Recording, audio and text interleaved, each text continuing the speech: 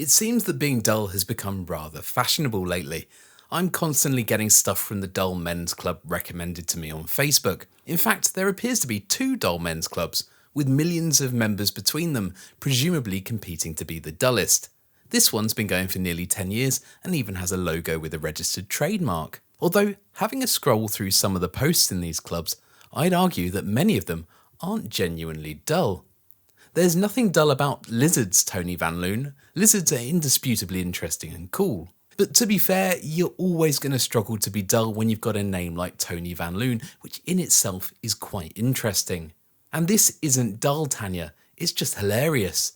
Also, it seems like a lot of the posts in these groups are from women, which is obviously fine by me, but I just find it confusing given the name of the groups. But anyway, my point is that now dull is sexy, I no longer have to be ashamed of my dullest hobby, and I'd like to share it with you. This is an Edmondson railway ticket, and I collect them. They were invented by Thomas Edmondson, and being pre-printed meant that ticket clerks no longer needed to handwrite tickets, which was a laborious and time-consuming process. This style of ticket was introduced in the 1840s, initially on the Manchester and Leeds Railway, but was more generally adopted when the Railway Clearinghouse was created in 1942. They were even adopted in quite a few countries outside of the UK. The tickets are made out of card and they're all a standard size. Billions of these tickets would have been made between their introduction in the 1840s and when they were fully phased out in the 1990s. They came in different colours and styles depending on the route and the railway company, but the printed information on the ticket is largely the same. The railway company, the departure and destination stations with route information, and the fare or class. Sometimes there was information on the back and sometimes they were blank. Each ticket in a series was individually numbered, which helped to reconcile tickets sold to money collected. When issued, the ticket office would date stamp them, and I love to look at when they were issued and imagine who might have bought the ticket and what they were up to. Even though countless Edmondson tickets were produced, most of them would have ended up in the bin soon after the journey, so who knows how many are still around today. I think there still must be quite a few, as they're always coming up on eBay or in auctions. There are specialist websites for them too, and it's quite impressive the tickets have survived considering they're made of card that in many cases is 100+ years old. Tickets for less popular destinations or stations that closed earlier than when the tickets were phased out are obviously rarer because fewer existed in the first place. Tickets were also made for one-off excursion trains like this one. And I like to collect tickets that I have some connection to, places I've lived or visited, or that connect to a particular event. I don't have a huge collection, but it's curated.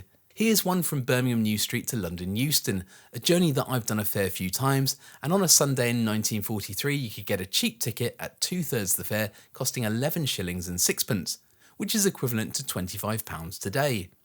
And the same journey in 2025 would cost £21 if booked in advance on the slow train, or £35 on a fast train, so not really that much different.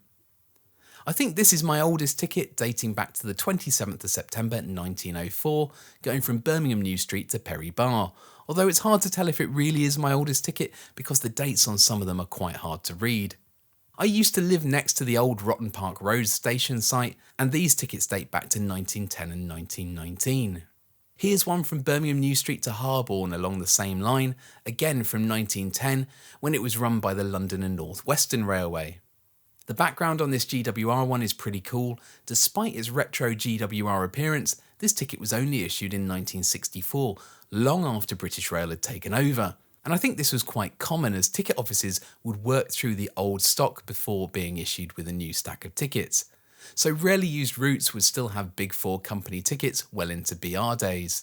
Malvern Wells Station was to close the following year, so there was no point in getting more tickets printed up, and probably explains why the destination on this one was handwritten. I like tickets from excursions because you can link the ticket to a specific train, and often there are photos from the excursion which really helps to bring it to life. These excursion tickets are from some of the last trips down the Harborne branch line, which were pretty well documented. And this is my latest acquisition. Not only was it issued from Harborne, one of my favourite former stations, it's number 000, the first in the stack. How about that? Sadly, this is a dying hobby. Edmondson tickets were phased out decades ago now, and transport tickets in general might not exist for much longer, given that everything is digital and contactless these days. Other than souvenir tickets from Heritage Railways, I can't remember the last time I was given a physical train ticket.